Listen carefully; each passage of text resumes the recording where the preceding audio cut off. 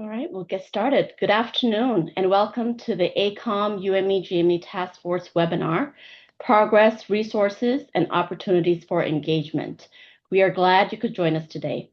My name is Alenta Long, Vice President of GME Initiatives at AACOM, and I'll be helping to facilitate today's webinar.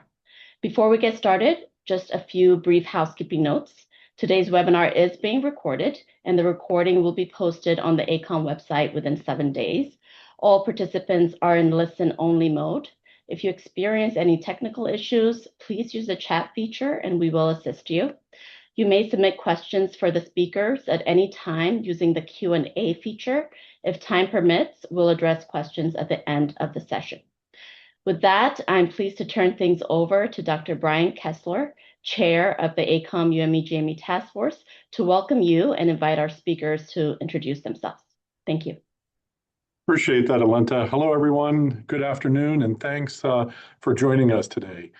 I'd like each of our working group chairs to briefly introduce themselves, and we'll start in order of their presentation. So we'll start with Dr. Terry. Hi, thank you, Brian. So I'm the Dean at LECOM at Elmira and the Vice President of Health Sciences at LECOM, and certainly been working on this committee for about 4 years. So thank you. Dr. Hendricks.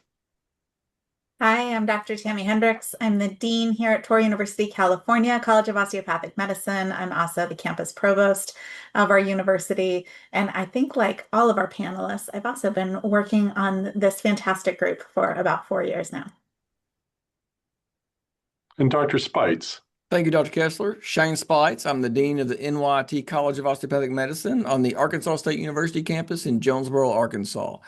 And like the others, I've been on this committee for 4 long, amazing years, thanks to Alenta and the AACOM staff, and of course, Dr. Kessler's leadership. Thank you, all of you. I just want to really thank everybody for attending today. You know, part of this is I've been really the chair of this committee, the UME-GME Task Force for AACOM for several years. And really the task force has brought together a national community to address shared challenges across the continuum. And so today, as we go through the slides, we're going to focus on what has happened, what's available to our osteopathic community, and how you can engage as we move forward in this process. Next slide, please. So when we look at this, when the task force first launched, we organized our work around our really 3 core areas where the collaboration was most urgently needed. If you look here, the first was transition to residency. Second, we looked at graduate level osteopathic training. And then we moved into strengthening the future model of osteopathic medical education, really looking at clinical education. Each working group really has moved from the understanding the challenges launching tools, pilots, and partnerships. And we hope to show that and demonstrate that to you all today. You will briefly hear from each one of the chairs about the progress and what comes next. So really when we started out, the challenge that we set out to solve was students were navigating an increasingly complex and inconsistent transition from undergraduate medical education to graduate medical education, hence the UME-GME Task Force. Really, the clinical education capacity was strained with COMs, hospitals, and health systems all feeling the pressure. And across that continuum, we started to see and identify gaps, how the osteopathic approach was being integrated in real learning and practice environments. And so what we knew is these challenges, they couldn't just be addressed by any single College of Osteopathic Medicine or health system. So they really required a unified national strategy. So when this all started, it really, as a small group of committed leaders, has grown into a national network of more than 200 participants. As you can see on the graphic on the right, this includes COMs, health systems, GME programs, learners, and strategic partners. You know, and this network is our greatest strength. It allows us to share solutions and not duplicate efforts.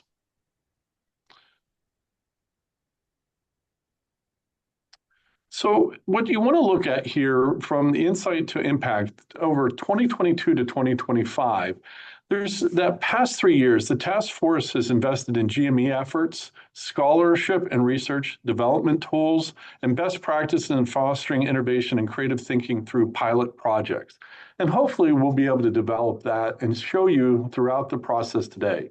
As you can look at this graphic real quick in terms of GME growth, we've had 32 fellows graduate, tools and best practices in terms of toolkits and guidelines, scholarship and research. We've done 10 research studies, issuing data briefs, funded residency projects on residency interviewing. In innovation and creative thinking, we've done boot camps, AI simulation tools, and we'll talk about that through the whole discussion today. So when we look at the momentum for 2026 and beyond, we're now entering Task Force 3.0, a phased focus and actionable pilots, national dissemination, and deeper integration across institutions. The foundation is strong. We have leaders, the partnerships, and the framework, and the momentum. Now it's our work is to turn this collective insight into tangible, measurable outcomes that strengthen the entire osteopathic continuum for education. So I have the privilege to start with our first presentation, and I'll turn it over to Dr. Terry and the Graduate Level Osteopathic Training Working Group. So Dr. Terry, take it off. Thank you very much, Ryan. So I'm chairing the graduate level osteopathic training, and what we're looking for is to advance and sustain osteopathic education through the continuum of undergraduate education through graduate education, identifying barriers and elevating models and, of the best alignment between osteopathic training from UME to GME. We've been enormously successful with this and are very proud of some of the things we've accomplished, namely a paper published pursuing osteopathic recognition, actually taking a critical look at OR from program directors' perspectives. Been published in 2024, a second paper is coming out. This has been very, very instrumental in getting us to an understanding on what we actually have to do to make this successful and further advance osteopathic recognition. We've conducted virtual national summits on advancing graduate level education. In addition, have held actual preceptor training models in osteopathic education as well. So the key for all of this is, what is the bottleneck? Why are less than 5% of our graduates actually practicing OMM? Where's the break point from the first 2 years of medical schools to the clinical years to GME? So we've been focusing on ways to improve that. Next slide. Right now, we're focusing also on supporting graduate level osteopathic training because we know that residency pretty much defines a doctor. It's perhaps the most critical element in a physician's training. So we're looking to identify and support partners who support osteopathic education and look to develop consortial models of medical education, much like we've had in the past that really worked very well for osteopathic schools. Also, really with a concerted focus on UME to GME pipelines and that continuing, not doing things in a silo. With that, we've developed a guide for residency programs, which is unprecedented. More than 600 programs that are DO friendly, that our students are using every day to apply to programs. And we believe, we haven't studied this yet, this will likely have an impact on match rates for sure. So first of its kind, COM affiliated residency programs, it's on our website. If you haven't seen it, look it up now. We've also focused on graduate medical education, GME growth and impact, providing technical assistance. We have 32 fellows. We've worked or introduced in the VA a rural GME track and successful in a $750,000 rural residency development grant. So we've really focused on the end game, which is residency placement, creating more opportunities for our graduates. Next slide. Oh, I have one. So anyway, at this point, I'd like to introduce Dr. Tammy Hendricks. Dr. Hendricks, you're on. Thank you. Thank you so much. I'm pleased to share an update on the work of the Transition to Residency Work Group. Over the last 3 years, our team has focused on strengthening advising, enhancing student readiness, and closing persistent gaps that impact the pathway from medical school to residency. We have built a strong foundation across 3 areas: research and data, tools and resources, and pilots and innovation. These resources include the specialty-specific advising guides, the residency application data guide, and our expanded Unmatched Student Toolkit, which all are helping students and advisors navigate an increasingly complex environment. Like Dr. Terry, I'm going to give a shout out to our deliverables. I saw that Hannah had put in the chat a link directly to the deliverables from all of our groups. I highly encourage participants to please take a look at those. In addition, our residency readiness bootcamp pilots launched this year across 5 colleges of osteopathic medicine. These and other pilots allow schools to test scalable solutions that move from insight to action. Advising remains a critical focus for our working group. Advisors and students consistently report challenges, keeping up with the changing residency requirements, managing high caseloads, and navigating advising variability across institutions. What we see is that students often turn to peers or online forums where they can't get consistent information and can't necessarily get reliable information. Our goal is to design tools that enable advisors to provide personalized, compassionate, learner-centered guidance reflecting osteopathic principles. We also conducted new research last year using the AACOM Graduating Senior Survey, one of the first national osteopathic data sets examining audition rotations. The findings reinforce what many of us see anecdotally. Audition rotations matter. 82% of matched students completed an audition rotation, nearly 90% matched into the same specialty, and 45% matched at the audition site itself. These data underscore the importance of accurate advising and transparency so students can make informed decisions. This slide reflects where we are headed.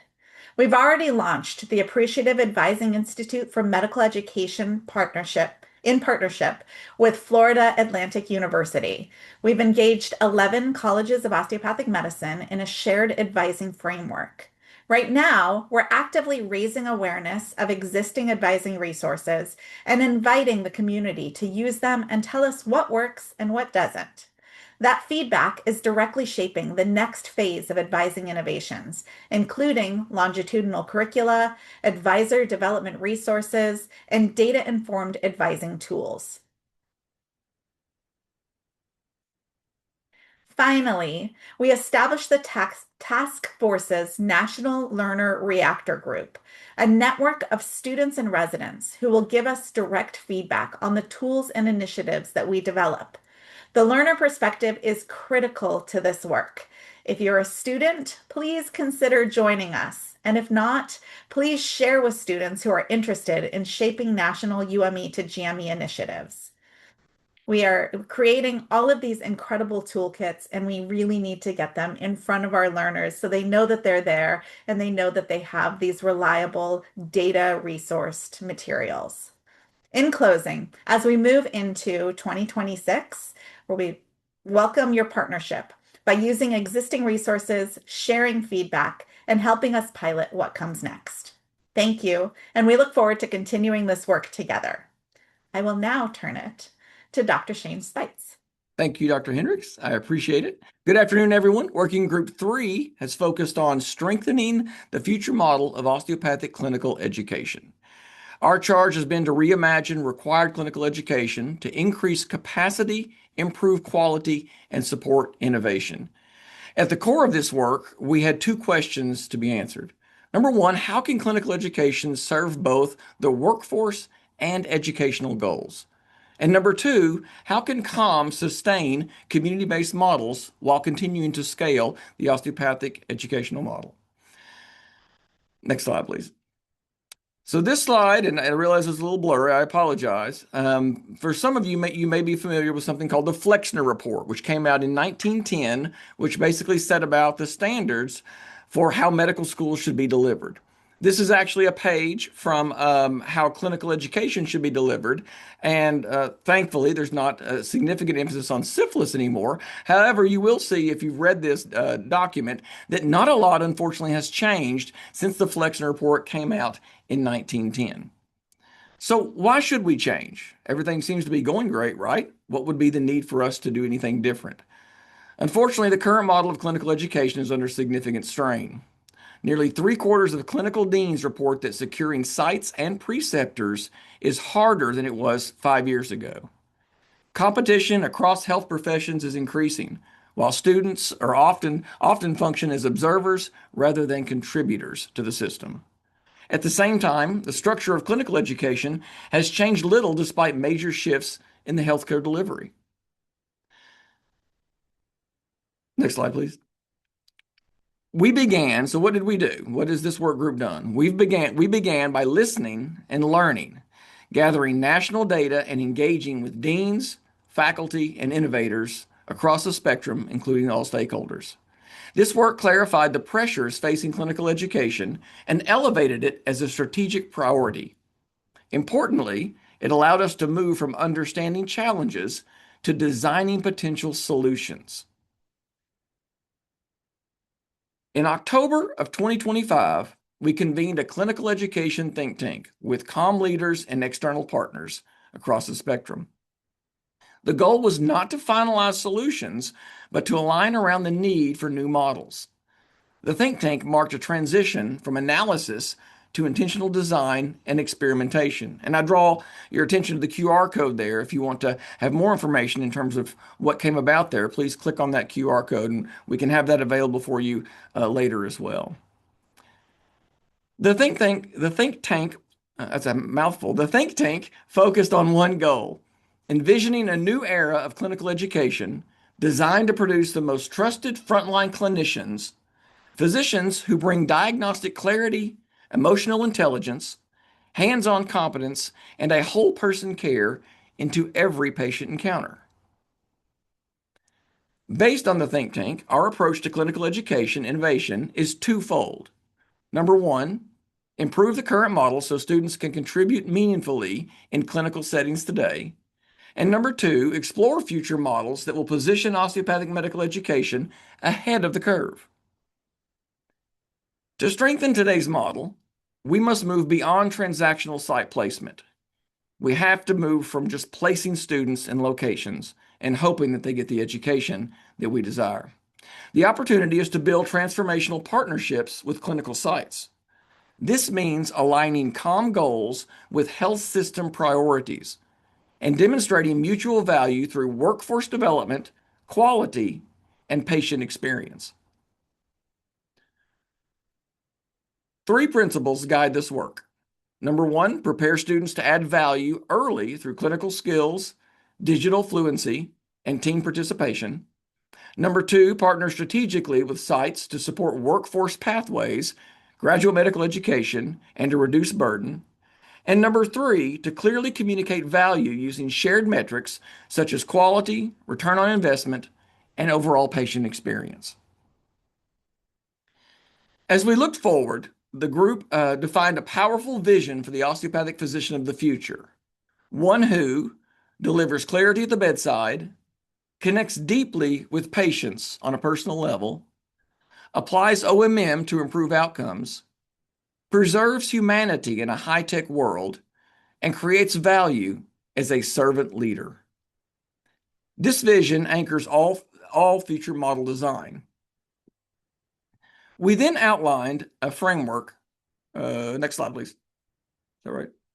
We then outlined a framework for future models that embrace core dimensions. Thank you. Early and continuous clinical immersion, competency-based progression and mastery assessment, COM-affiliated clinics and innovation financing models, OMM and humanism integrated throughout training, stackable credentials, and leadership development. This is not a prescription, it's a starting point for shared exploration across COMs. Our message has been simple. Join us in exploring these ideas, piloting new approaches, and strengthening osteopathic clinical education for the next generation. Our next steps are a clinical education catalyst hackathon this year. To support this exploration, we will host this hackathon in the coming months. This will be a rapid multi-site collaboration to test and refine ideas for the future model framework.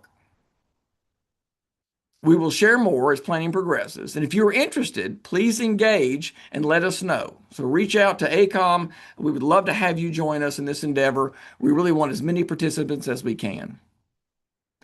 In closing, together this work lays the foundation for a more sustainable, value-driven clinical education system. The next phase depends on partnership, experimentation, and shared learning. Thank you for your leadership and engagement as we shape what comes next in the world of clinical education.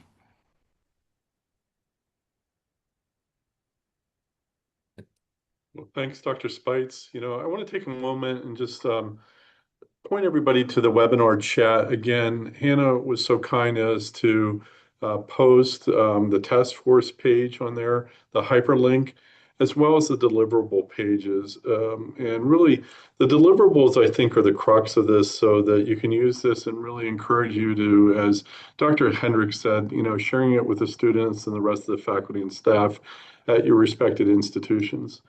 So, part of this is the chair of the task force, and what you've heard today is we've tried to make meaningful progress across all of the three focused areas. And so that next phase really depends on continued community engagement and collaboration. What I would encourage you and to take a moment right now is even in the webinar chat, as we continue moving forward, we would also love for you to share some of the things that you think as a UME-GME task force that we may be able to address or at least consider as we move and progress in this area.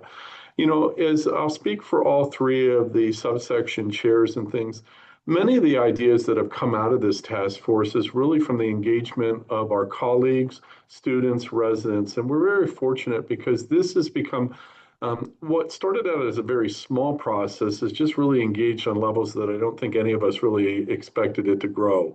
So what I would encourage you, and I know that Hannah and Alenta will kind of take some of these, and we're also kind of willing to today, if you have questions based upon some of the information, we'd be happy to answer that. So what you see here too, the two QR codes here, the first one on your left, the Task Force Compendium, really brings together our key publication tools and outputs in one place, making it easier to find. So I would encourage you, because I think if you really get the chance to look at these, that compendium really draws together a lot of the efforts of the task force. The other thing that's very interesting, we actually had a chance to pilot this at our Board of Deans meeting, is on the right, the QR code for the pilot test Task Force GPT. And really, we're using this as an AI-enabled tool to design to help users quickly navigate the task force resources and insights. So I would encourage you to use that. It actually works if you're very familiar to any of the AI models. The GPT model that we have here, you can ask questions and hopefully it'll come up with some meaningful insights and allow you to kind of direct maybe some of the questions that have come up through this discussion. Both of these are evolving resources, and we welcome any of that feedback to help us improve this usefulness and accessibility. So I would encourage you, if you have the opportunity and you speak with any of your leadership at the various comms, especially reach out to AACOM if you'd like to be involved with any one of these three areas, Dr. Terry, Dr. Hendricks, and Dr. Spites. We always welcome the input, and we look for future collaborations with that. So on that note, I really want to thank the working group, Dr. Hendricks, Dr. Terry, and Dr. Spites for their leadership.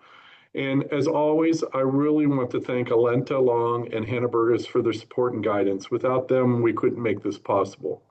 So, and thank you all of you who are on the UME-GME Task Force and the subsections and the AACOM Board of Deans for your guidance and support. Without that and that encouragement, we could not make this really a reality. So again, finally, thank you to the broader community. Thank you for giving us the platform to reach out to all of you. We thought that the information presented over the several years that the task force has come to is very valuable. I hope you get the chance to kind of digest with that, and we'll continue to bring updates to the broader osteopathic community as we move forward with other deliverables.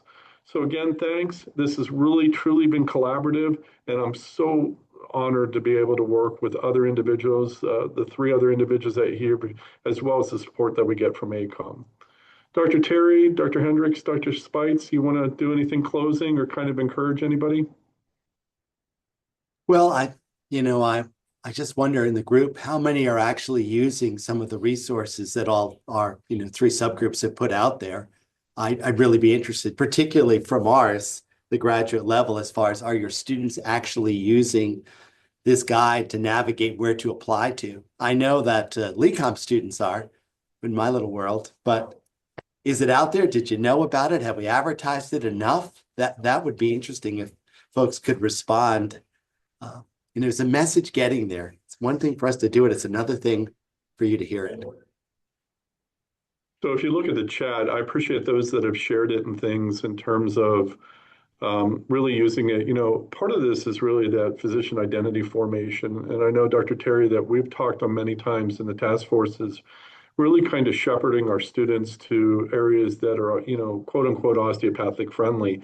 But it really narrows the field so that, I think as more students, more individuals use this, we continue to update that guide. And I think it's a valuable tool that really a lot of the clinical deans, I think, would find valuable.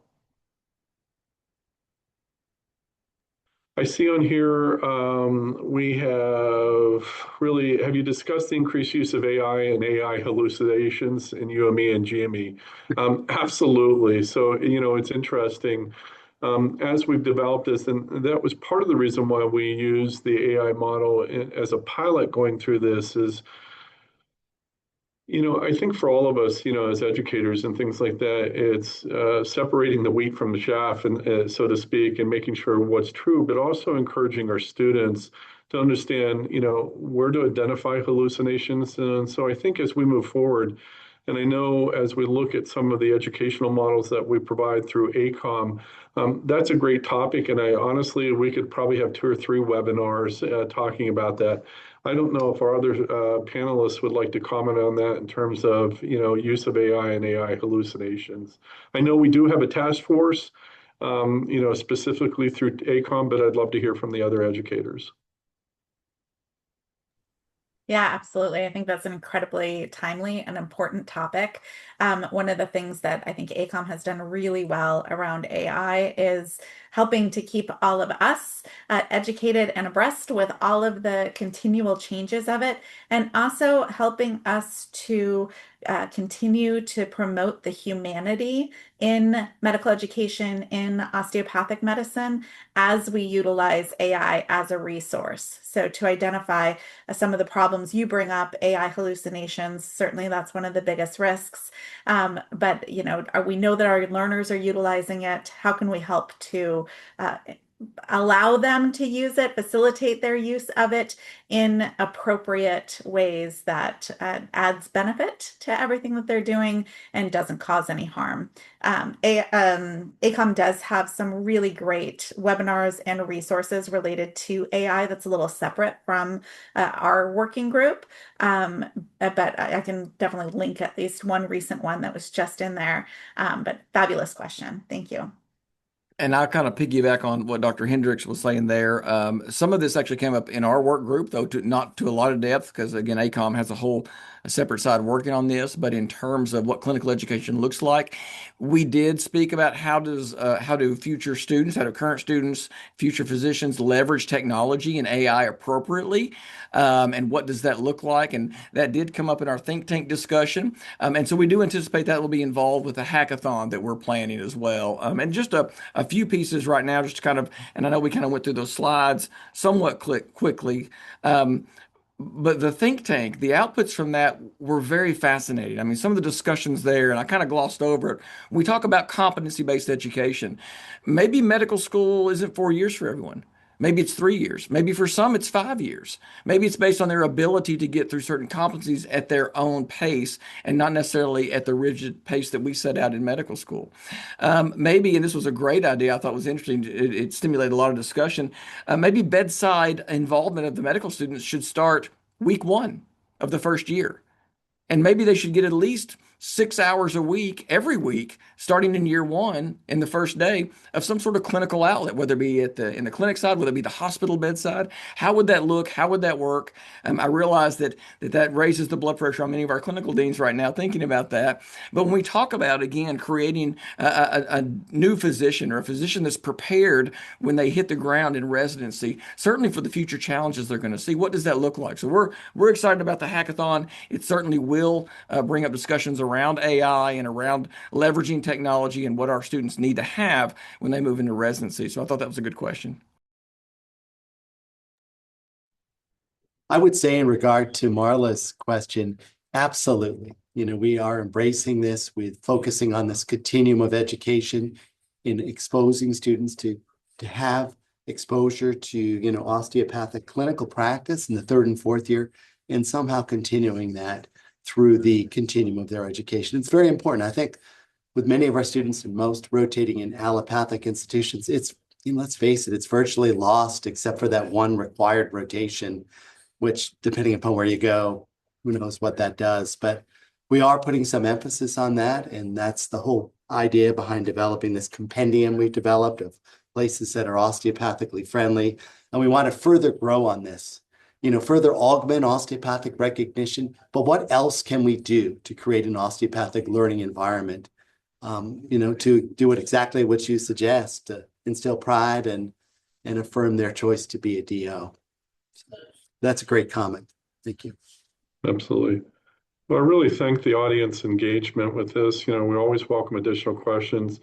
I'd be remiss if I didn't also put a shout out there to educating leaders from AACOM in terms of your participation and things. I think this is where that collaborative effort comes together, that we can think collectively. So, if you have the opportunity to attend this year, please, if you see any of us and you have some ideas as where we're at in terms of it, I don't want to force the rest of my teammates here in terms of that. But I think, this is where that collaborative discussion, and we've kind of moved the needle.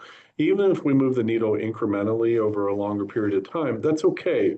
But it allows us to make informed decisions and really set the pace. So I know that Hannah was very fortunate enough to put the Educating Leaders 2026 in there. It is in Vegas, so if you have that special affinity to Vegas, please let us know, and we'd love to talk about that. But really, I think there's a lot of things that we can do as an osteopathic community to really make our students successful. So I want to thank all of you for taking the time and really spending a little bit of your busy day with us as we kind of present this. And we hope in the future that we continue to provide with you some of the deliverables that's coming out of the task force. I'll ask Alenta, anything that you need from housekeeping purposes or anything from your standpoint? Oh, and thank you all. I just want to say thank you to these leaders. They pour a lot into AACOM, give us, not only their leadership, but their time and support. And so just want to thank you for sticking with us over 4 years now. So we really appreciate it. I did want to say we do have a couple of questions that have come in through the Q&A. If we have time to just address it. The first one is from our dear friend, Kimberly Pierce-Burke from AIAMC. She asked, I am intrigued by the list of DO-friendly hospitals or training programs. We will share that list, Kimberly. And our second question is, and are any teaching hospitals or GME professionals members of the task force? Absolutely. So we're very fortunate to have several of the teaching hospitals. And I know that we have representation on several of the task force and things with that too. It brings a broad perspective with that. And I think it's also made us a little bit more purposeful in our engagement. So yes. Great. And then we have the second question. We certainly sense that rural health systems show a little more interest in this kind of collaboration, however, have less resources and require other barriers with resources such as travel for students and opportunities for fulfilling core or required rotations on site? What has other experiences been in establishing rural hubs for clinical training successfully? I can open it up to the team. I know I can address it, but I know this has come up on several levels in all the task force. I don't know if any of our task force members want to tackle that first. I could jump in there, Brian, if you want me to. I can just tell you what we've done. Certainly, in Arkansas is a fairly small state, rural state, and a lot of rural communities, and we've got a lot of rural hospitals. Typically, we want to make sure, and not all of our core rotation sites have all of our core rotations. And so, just to be honest, sometimes we will have to relocate a student to where they need to pick up maybe a psychiatry, maybe it's an inpatient pediatric experience or something like that. When we do that, and again, every COM is different, but when we do that, we will pay for the housing when that student is relocated to pick that up. But we have found that a lot of these smaller communities surprisingly have a lot of what you need for core rotations. And so we've been able to fulfill that. Some of them, there is a little bit of a drive depending on where they're geographically located. And so it's not necessarily a one size fits all or so that we found. I mean, I could show you a map of Arkansas and just kind of show you how our hubs are set up. And certainly that there are places where we've had, we don't have a strong psychiatry rotation there. So the student has to travel. When they do travel for a longer distance, we will house them for that rotation. But we found we've made it work. And I'll be honest with you, we've also found the students love those rotations. I'll never forget when we started, we're in our 10th year now on this campus. And I remember when we first started our rotations and we were sending them out to some of these smaller communities, and some of the students had never been in communities this size. There were a few of them that, were not excited about going to some of these places. Within about 2 weeks, we got emails back. Thank you so much. I had no idea. I had no idea how much I would be doing. I had no idea how fulfilling this experience would be. And because most of those, they don't get a lot of medical students or residents, certainly no residents. And so they're really engaged. They're a part of the system. Very much like we're talking about the UME-GME work group 3 is how do we become part of the workforce? Because in many ways they are. That was something we found, and I know I'm going off a little bit. During COVID, when we were looking at pulling our students off of their clinical rotations, our hospitals called us and said, please don't. Your students are part of our workforce. Your students are helping us get through this. And so that really was a reminder of they are part of the workforce. How do we leverage that to have closer relationships and to really have tighter partnerships within these communities? So I hope that was helpful. Rodney, and I know Dr. Hendricks probably wants to chime in here, but one of the things that we've also found is really engaging the commerce section or the chamber within these rural, because a lot of the relationships that we do with rural hospitals have a very good relationship because typically the rural hospital may be a larger employer in the area.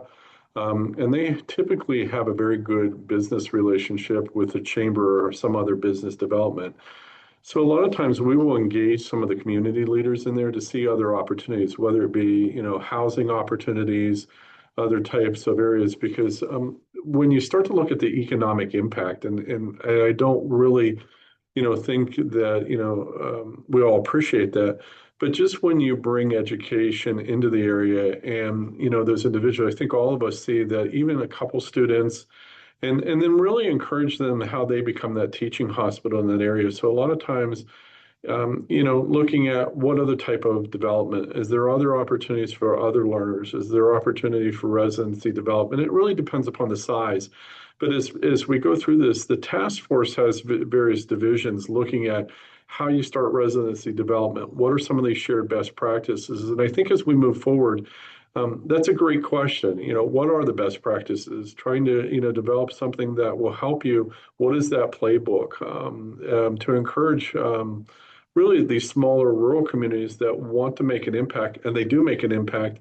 And actually the students, appreciate that. One thing that I've noticed is when I meet with leaders, having them highlight some of their students in as early as grade school who may want to go to med school, and allowing us to kind of, provide an opportunity for mentorship or other avenues to kind of say, well, look, yeah, med school is maybe an opportunity. It may not ever come up, but allowing those leaders and them engaging in other civic organizations to identify individuals to get them into medical school, and then encourage them to practice within that area or go back to the community. So there's a lot of things, but I think it's a great question, and I'm sure a lot of people have things to share as insights. So Dr. Hendricks, I saw that you wanted to say something. I think it's been said. I'll leave it. Thank you so much. All right. Any other questions for the good of the order? Alenta, anything that's come up that I may have missed in terms of the chat or anything? I don't think so. Nope, those were the last questions. Thank you. Wonderful. Well, thanks again. Thanks everybody for allowing us to spend a little bit of time with you this afternoon. We look forward to seeing you in the future and hope to engage all of you at educating leaders. Thanks, everyone. Thank you.